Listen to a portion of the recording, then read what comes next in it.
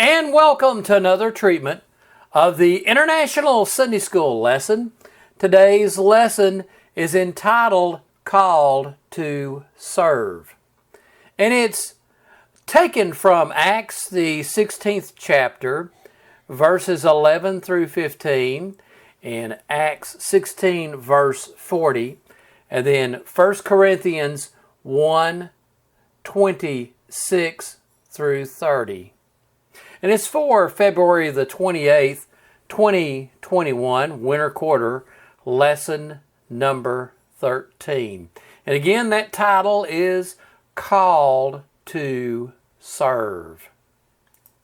Now, a little background information. Today's lesson is set in Paul's second missionary journey. And that was between the years 49 and 52 AD. And Paul went to the Mediterranean area. And today's lesson is focused on his activity in the town of Philippi and the conversion of Lydia. Now, just a side note about Lydia is that Lydia was one of the founding members of the Philippian church. And at some point in time, between the second missionary journey when the church of Philippi was founded and when Paul wrote the book of Philippians, Lydia was not there because she's not mentioned in the book of the Philippians at all. So we don't know if Lydia had went on to be with the Lord or if she had moved to some other location. We just don't know because there's no real clear indication of what happened to Lydia by the time the book of Philippians was written. Now, there's one thing, though, that we do need to completely understand about the Philippian church is how charitable in a giving group of people that they were.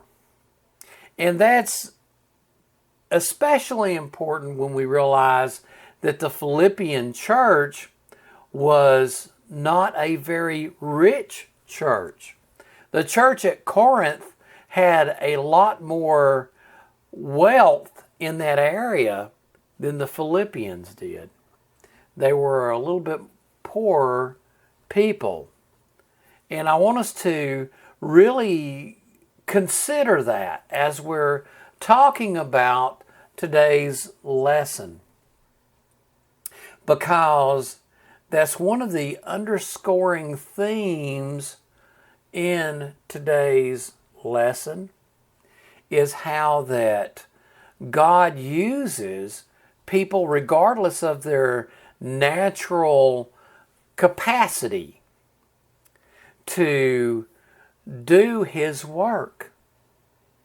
And sometimes people can be poor, and sometimes they can be not have as much education as someone else. And because God has called them to perform a work, things work out. And it's I want us to think of this verse all the way through today's lesson, of that verse that says, not by might, not by power, not by wisdom, but by my Spirit, says the Lord of hosts. And that is something that we need to really be aware of. Okay? Now, starting into the verses, Acts 16, 11, and 12. From Troas we put out to sea and sailed straight for the Samothrace. And the next day we went to Neapolis. From there we traveled to Philippi, a Roman colony and the leading city of that district in Macedonia, and we stayed there several days. So Paul, and obviously because of the we in this section, Brother Luke was with them and outlining all the different areas where they were at and where they were going. Okay? Now, Acts the 16th chapter, 13th verse. On the Sabbath, we went outside the city gate to the river, where we expected to find a place of prayer. We sat down and began to speak to the women who had gathered there.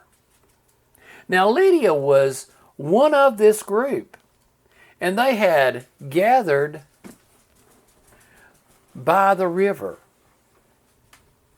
And this was going to be a time of prayer for folks. Okay? Now, Acts 16:14 through 15.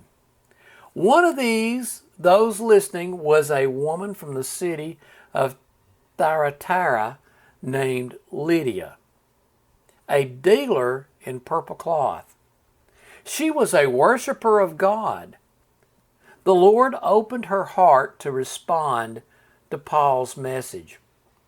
When she and the members of her household were baptized, she invited us to her home.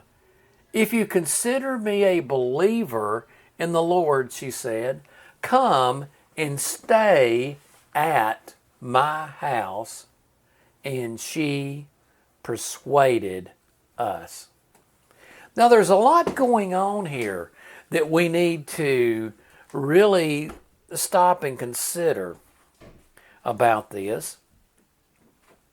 First off, by the designation a worshiper of God, we know that Lydia was a Gentile and not a Jew, and that she had been interested in Jewish law and Jewish customs, and that how that she had been persuaded by the teachings of Paul, and how that she had been converted, and that she had been baptized by the brethren.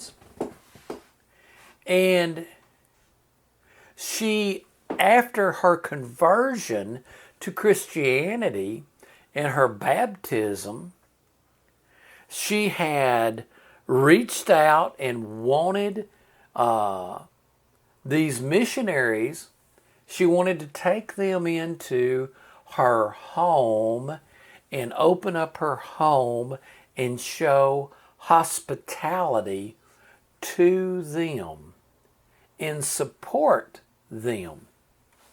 And let me tell you something. There is one of the things that we need to all be mindful of, how that God has called us to be considerate and to be serving and to have a servant's heart and to show hospitality to people and go that extra mile. You know, Jesus, when he was walking on this earth, you know, there was the rule that if a Roman compelled a subjugated person, such as a Jew, he could compel them to carry a burden for him a mile. And Jesus told people, if you're under compulsion to do this, Go ahead and be willing to go an extra mile. Just like when you go into a restaurant and this poor girl or poor man is slaving away and working hard in that restaurant, and they are waiting on you, and they're making less than what even the minimum wage is almost always. And the natural customary tip is one thing. If you can afford it, be a little bit more generous with that tip. And whatever you do, don't stiff some poor waiter or waitress who is serving you. Do not stiff them on that tip, because they're out there working and doing the best they can, and you should go that extra mile and be extra generous with them if you possibly can, giving that tip. If it's possible and there are a traveling evangelist comes to your church, and if you've got an extra place to put them up, by all means do that. Show hospitality. If someone is needing a ride somewhere and you think it is a safe situation, by all means offer to give someone a ride and show that extra hospitality. If one of the widow ladies at church, if they end up with a flat tire and y'all come out of the church and see that flat tire, show hospitality and change that flat tire for her. If someone comes out of the church and they can't get their car to start, and you're like me, a lousy mechanic, if you can give them a ride back home, go ahead and give them a ride back home. Whatever means you've got at your disposal, you should be showing hospitality and service and Christian love at every opportunity that you possibly can. And that is exactly what Sister Lydia was doing here. She was opening up her house and letting Paul and his troop of people, these missionaries, come into her house. She was feeding them and supporting their missionary journey. And we should have that same type of heart. At every opportunity, we should be generous and hospitable to folks at every opportunity. Nothing will hurt your ministry, nothing will hurt your testimony any more than being stingy and mean-spirited. Okay? Now, jumping down to the 40th verse, Acts 16 and 40, after Paul and Silas came out of prison, they went to Lydia's house, where they met with the brothers and sisters and encouraged them. Then they left. There's nothing no more spiritual, I think, as some of these at-home meetings where people will gather about in a family home, have prayer meeting together, and encourage one another. Some of the best blessings I have ever received in my life has been in a cottage prayer meeting. And that's what they had here at Lydia's house. She opened up her home to everyone. Not only was she showing hospitality to Paul and the other missionaries, but she opened up her home to all the brothers and sisters that was the core founding part of this church at Philippi, which became one of the most loving, giving churches in the early number of churches. They're legendary. You read the book of Philippians, and it's real clear how giving and loving these people were at Philippi. And Lydia was one of the founding members. So even though Lydia obviously was not there at the time that the book of Philippians was written, we see where her example in the things that she had gotten started were being continued on. Now, I have seen churches. I'm thinking about the Baptist church where I was saved at. They were some of the most giving people, hospitable people I have ever seen in my life. If they could, somebody would have a relative would die, they would all bake and cook and bring it down to the funeral home. If somebody needed an arm put around them and cherished and encouraged, they were the first ones to do that. And it goes without saying that was a carryover from its very, very early days, its very early founding as a church. And it became part of the entire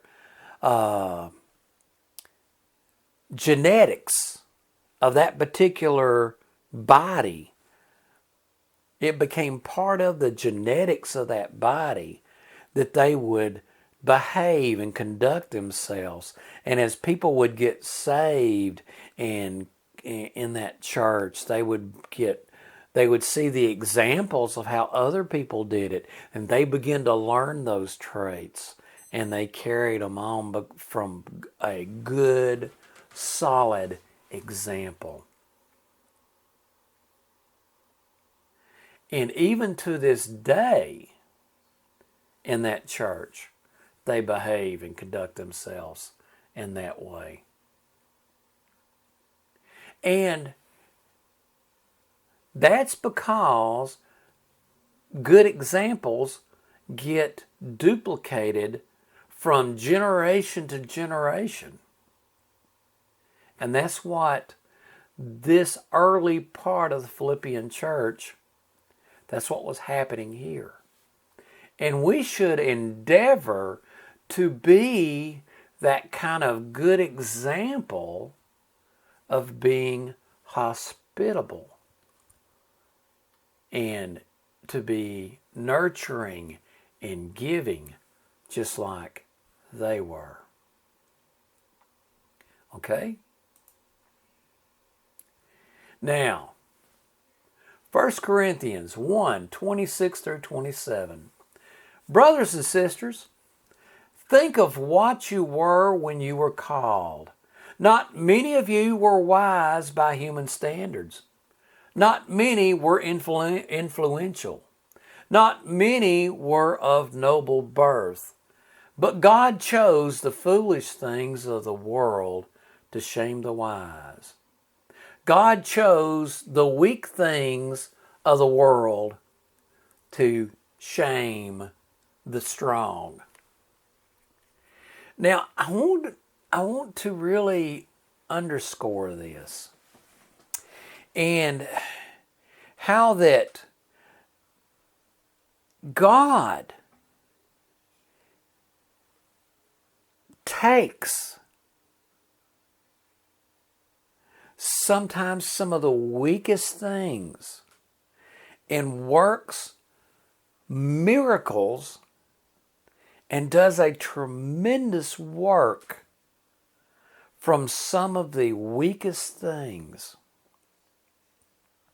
And sometimes when people begin to feel too much confidence and consider themselves to be such a big shot, He will let us fall on our faces to teach us a little bit of humility. Now, I have debated how many stories to tell y'all about this subject. But I can assure you, I promise you, that there have been multiple times where I would find myself and begin to think more of myself than I should. And every time I go to get in that mindset, the Lord will let me fall flat on my face. And I am here to tell you